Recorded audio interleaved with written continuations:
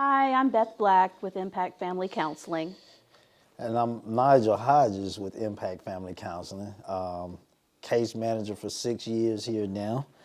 And we're going to get into social and emotional competence of children. Now, what in the world is that, Bethany? Tell Well, us. it's helping children build their emotional vocabulary. So the definition, just so that I make sure I say everything, the children's social and emotional competence is seen in their ability to communicate clearly, recognize and regulate their emotions, establish and maintain relationships with others, and engage in problem solving and conflict resolution.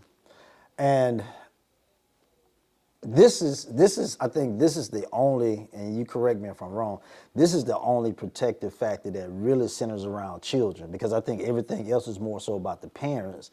And this is probably they're all important, but this one gives the children a place in the family, even though they have one. But this like I said, it centers around the children, focuses on the children, because we're trying to encourage them to be able to communicate and express their feelings. And when we rewind the hands of time, that wasn't allowed in the households. It was like the parents, you do what I say. That's it. There's no debate. There's no communication. There's no telling your side of the story. It's what I said. And so like now, I think this is important because it gives the children a voice, and it says to the parents, we need to recognize that they have feelings, and we need to better help them to be able to express those feelings.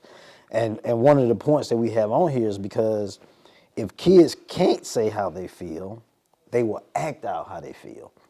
And I personally can relate to this one because I remember maybe middle school, there were things that were happening at home in the family that, it bothered me, so to speak, without getting too much into my stuff, which I don't mind, you already know, but just for the sake of time and staying on topic. But there were things that I was dealing with that hurt me, that angered me, that confused me.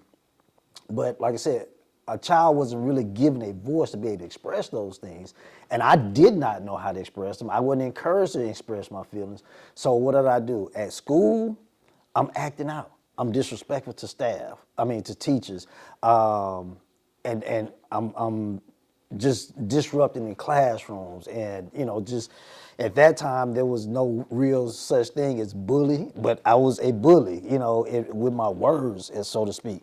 So, and I got suspended a lot. And my family couldn't understand. My grandmother couldn't understand. Mom couldn't understand. Why is he always getting in trouble?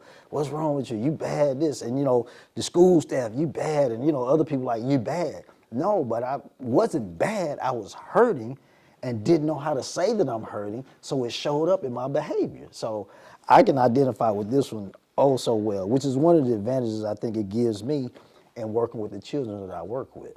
But okay, that's enough about me and my stuff on that. Well, I'll tell you a little bit about me and my stuff. I was kind of on the other side of this. Some kids act out, some kids withdraw. And I was absolutely someone who withdrew, and so on the outside, I may have looked like the model kid because I didn't speak unless spoken to. I did all the things that the parents say they want, but but I was going through some things inside too, and I also didn't know how to express them. So yeah, I mean, it's going to come out one way or the other, whether Absolutely. it's acting out or withdrawing, but it's a symptom of kids not knowing how to express the ways that they're feeling. I agree with you 100%. And one of the key ingredients to helping the children being able to express themselves is first, parents need to be able to look at themselves.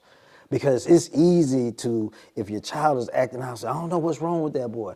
I don't know what's going on with that girl. Or she act just like her dad. You know what I'm saying? We will point the finger in all these different directions or have these questions without, as parents, actually looking at self and saying, how have I contributed to this? And I'm going to step out in left field. This is not in the curriculum. This is just something that I've ran across on my little journey. But one of the things, like we hear this thing about generational curses. And, sometimes children will inherit things. And as mothers know this better than I do. When you're pregnant and you're with child, you're eating for two. You know, everything is for two now. All right. So now when you're dealing with things in your everyday life that's causing you some anxiety, or if you have some anger issues that you haven't dealt with, or if you're always in arguments and you're always verbally aggressive, or you're having to withstand any of these types of things, where does that energy go? If you're eating for two and you living for two, and so now you're physically connected, these emotions, they go somewhere too. And I'm saying that to say, I think sometimes children are dealing with those types of things and they don't even realize it. So now it's an opportunity for the parent to look back and evaluate themselves and see what corrections they can make so they can better connect with their children and try to help them to better adapt. Yeah, you're stressing for two. Yeah, excellent. Excellent. But yeah, and I mean, it doesn't even have to be anybody's fault. It's just kids deal with things differently. Yeah. You know, and so it doesn't have to be, oh, I handled this badly before, but it can just be, well, let me take some steps to let my kid talk about what's going on. Yeah, yeah. I'm going to talk about a few of the benefits that children with strong foundations and emotional vocabulary have. One, they tolerate frustration better. They tend to get into fewer fights. They engage in less destructive behavior. They're healthier, physically healthier. They tend to be less lonely. They're less impulsive, more focused, and they tend to have greater academic achievement. And that's not to say that being able to express your emotions as a child makes you so that you don't have these problems, but it just makes them a little bit less likely to occur, because when troubles do come, you're more able to kind of talk it out and work it out. You feel comfortable going to somebody that you trust. You have people that you trust. So that's, you know, I think that's helpful for kids. And being able to safely express themselves, you know, especially at home, to be able to say, this is how I feel, this is how I saw it, this is what I thought, and not be attacked for it because it doesn't go along with what you think it should be. They just you just allowing them to express themselves, and they not only does it build up that trust factor, but it also gives them the confidence to be able to speak freely. You know, so those are some great points. Yeah, those are some excellent points. Yeah, and it takes, you know, a committed and a parent who knows who they are to be able to hear their kids express hurt or frustration and not to react in a negative way, but to be able to talk it out and let the conversation happen. Absolutely, because if I don't know who I am as a parent, and I may be getting ahead of us here, but if I don't know who I am as a parent, and I feel like at work, for instance, I don't have a voice. Yeah. You know, with my spouse or the child's other parent, I don't have a voice. I don't have a place. So now I have this smaller individual. Yeah. You have anything that you say, I feel like now you're challenging me. I can't express myself to other people. You know, I can't say what I want to say to other people. So now I can take this out on you. Or just having a bad day at work, and I come home and I release this stress on my child. Again, not knowing who I am, not in touch with my own stuff, you know, makes it that much more difficult for the child. Yeah, absolutely. Yep. So, talking about social and emotional confidence, a child can reflect his or her relationships with their family members, but it can also then affect the relationships with family members. So, you know, we've talked about how children reflect it. If they see substance abuse, if they see mental health challenges, domestic violence, those kind of things, where they might act out or they might withdraw. But then they might struggle with hyperactivity. You know, I think it's 2 to 3 times more likely that a child who has some of these risk factors, who's not able to express their feelings, might be diagnosed with a ADHD or something like that. But it's also, children are able to affect what goes on in the family. So, you know, when kids are acting out, it can make parents stressed even more. They're already dealing with stress. Then they've got a kid who's being suspended, who's undergoing stress, and it just kind of heightens everything and makes it a much different, it makes it a more stressful home life. Absolutely. And like we said, there in most cases, the child is going to reflect what's happening in the environment. And so if I or we as parents create an unhealthy environment because we don't know how to communicate with each other, because we're not in tune with our own feelings or our own triggers or stressors or whatever it is, and this is how we're yelling, we're screaming, we're cursing, what do you think the child's gonna do when he gets amongst his friends or when he gets at school? You know, and you called up to the school because he's cursing at other students or he's cursed the teacher out. I don't know where my baby get that from. What you mean? He heard you cussing out his mama. You know what I'm saying? So but they're definitely, and we know that children they're like little sponges. And they soak up everything. Yeah. So we have to be careful to make sure we have a balance. No, we're not perfect. We're going to say things. We're going to do things. But that's okay. So now here comes the communication piece of being able to apologize, to be able to kind of lower your tone and connect with the children and let them know. So when they make mistakes, it's okay.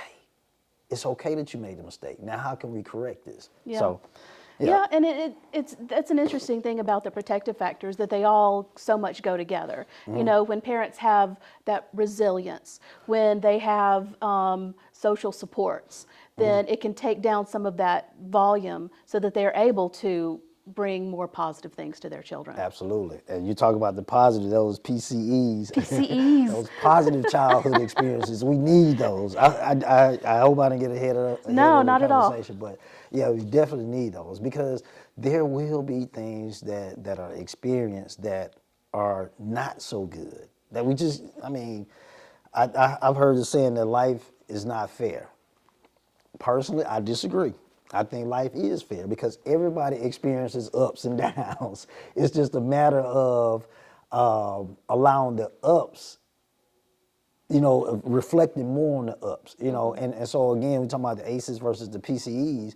There will be adverse childhood experiences, but we need that balance of those positive childhood experiences to kind of help, shape the individual in a more healthy manner. So. Yeah. So I'm going to read what some of the things that we have, or not we personally, but that have been identified as positive childhood experiences, or we call them PCEs. Sometimes I say pieces, but positive childhood experiences. One is that the child felt able to talk to their family about their feelings. Two, they felt that their family stood by them during difficult times. They enjoyed participating in community traditions. They felt a sense of belonging in high school. They felt supported by their friends. They had at least 2 non-parent adults who took a genuine interest in them. And then they felt safe and protected by an adult in their home. And these are, they're so important for kids. The one that always kind of stands out to me is had at least 2 non-parent adults who took a genuine interest in them. Because this is coaches, this is Sunday school teachers, this is, it can be an uncle. I guess that's a family member. But how many of us have maybe had a tough time at home, but then they've got that coach who takes an interest in them, and it just makes all the difference. Absolutely. Whether a mentor, some type of role model, and we're going, and those are absolutely, and we're talking about participating in some community traditions or activities. So now, if they're able to be a part of the YMCA or your Girls and Boys Club, or just anything to that nature, now those individuals, those adults that are there, can have some type of influence, and that matters so much because even in a healthier home environment, parents can have some structure. They can communicate with their kids, and doing all of the quote unquote right things, but still sometimes an outside voice. Mom and dad are saying, make sure you get your education. You should be in bed by a certain time, and all these things, and then the kid is kind of rebellious to it, or but Then you'll have an outside voice saying the same thing, and they're like, okay. And then mom and dad like, I've been saying that for years. You know, so it's not even about just it being a negative stuff. It's just a matter of sometimes they've heard your voice so much, so often, that sometimes it just kind of gets numb to them. Yeah. So now you hear the same thing coming from somebody else, and it has a greater impact. But yeah, definitely having those two adults. Yeah. Go ahead. Yeah, the other thing that I was going to say is how many of these are subjective. You know, it's about the kid's feeling. So the adult may feel like they're, you know, that they're making the home a place where kids can talk about their feelings. But if the kid doesn't feel that, it's still not going to be a positive childhood experience. Absolutely, absolutely. And I mean, that is a great point, because like I said, sometimes the adults, we're seeing things only from the adult perspective. You know, I give you food, you know, I put clothes on your back, you know, I give you a place to live. And sure, those are the things that I need to provide for you. But at the same time, when we're talking about encouraging or having an influence, a positive influence on your growth, I need to get out of my world of thinking and try to see things from your world. And the best way to be able to do that is to communicate and to be able to listen to you and allow you, encourage you, you know, let you know, like, listen, you're not going to be in trouble if you disagree with me. You know, you're not going to be in trouble for this or whatever the case may be, but I need to hear from you. You know, how can I, what do you feel like? And, you know, kids may come up with some outlandish stuff. So, okay, cool. Next, you know, but I'm just saying, like, we have to sometimes stop seeing it from the adult world and try to see it from the kids' world, you know. Yeah, So. yeah, absolutely. And just about how important these positive childhood experiences are. It says adults with 6 to 7 positive childhood experiences have 50% less odds of adult depression or poor mental health compared to those with just 3 to 5 PCEs. And adults reporting 6 to 7 positive childhood experience have a 72% lower odds of having depression and poor mental health compared to those reporting only 0 to 2 positive childhood experiences. So it can make a huge impact on not just the kid's experience when they're a kid, but what their experience is when they're an adult. And then what they teach their children. Absolutely. And it's just a matter of, and sometimes, you know, I've learned that families are actually doing these things, but don't even realize it. You know, haven't been able to put the right words to it. So I think sometimes just being able to have that conversation makes a world of difference. But I just want to point out some things, and we may have covered it, but I just want to make sure I put these out there on how to help your children develop social and emotional competence. And one, encourage your child to problem solve. You know, and especially in our world, when we see, you know, sometimes without thinking, we're looking to see what's wrong and we want to go in and fix it. And sometimes as parents, we want to do the same thing. We want to just go in there and fix it. Sometimes just step back and allow the kid to work it out and work through it. I mean, you could be there to coach them along. You could be there to, you know, just kind of guide them. But for the most part, allow them, encourage them to do some problem solving on their own. Another thing, empathize with your child. You know, again, we're talking about not always seeing it from the adult perspective.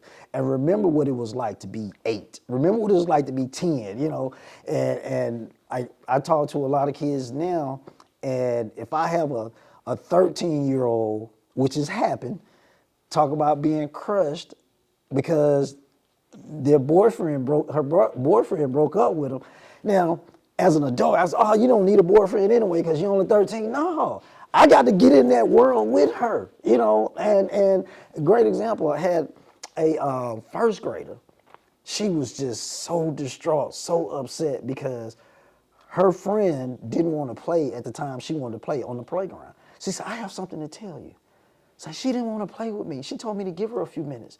I gave her almost an hour, and I went over, and she was playing with somebody else. And I was like, oh, no. So I turned into like a first grade girl, you know what I'm saying, trying to like get right there with her. I said, were y'all best friends? She said, no, we were besties. I was like, oh, you know. Yeah.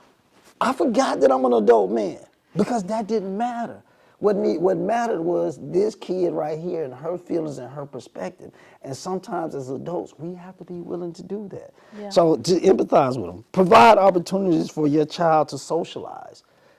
Let's try to, yeah, video games, I mean, they're not terrible, but when they're spending more time on the video game rather than interacting with other family members, rather than interacting with their siblings, rather than interacting with kids from the neighborhood, like, that's when we get into a danger place. You know, we need to encourage them to socialize so they can build those social skills, those conflict resolution skills. Yeah, go ahead. I see the wheels spinning. No, and I mean, so much for kids now is structured. You know, it's straight from school to soccer to music lessons. You know, and there's not a lot of time for unstructured play. So this is becoming a harder and harder one. Absolutely. Yeah. Especially like, you know, we coming on the other side of the whole COVID pandemic where people were forced to be at home and not able to interact as much. And of course, people are doing it more, but I think that's a good place too,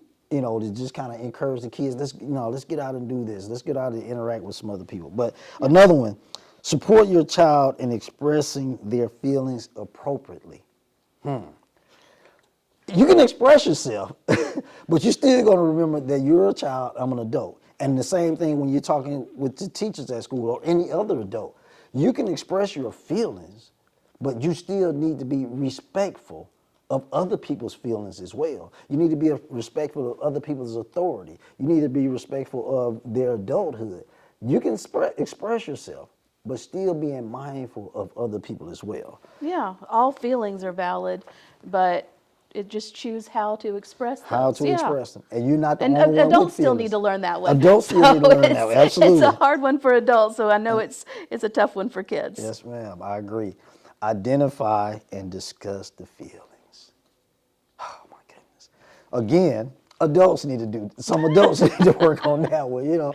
It's just because I'm the adult, because I'm the parent, you know, and just honestly, and I'm not trying to go on the tag with adults, but some people who are in leadership positions, who have the titles that are supervisors or whatever the case may be, because they are the authority figure, this is the approach. And so now we need to be able to dial that back. What is it that you're really feeling? Because anger is not the only emotion. It's actually secondary. You probably got your feelings hurt. You're probably sad about something, but this is the only comfortable way I know how to express it. No, let's try to understand what exactly it is that you're feeling, why you're feeling this way, how did you get to this point, to be able to talk about how we can move beyond that. So yeah, anger's a lot more socially acceptable than sadness. Yeah, absolutely. Because now I get to express, I still get to put up these defenses. Yeah, you don't have to be vulnerable. It's a defense mechanism. You don't have to be vulnerable. You're absolutely correct.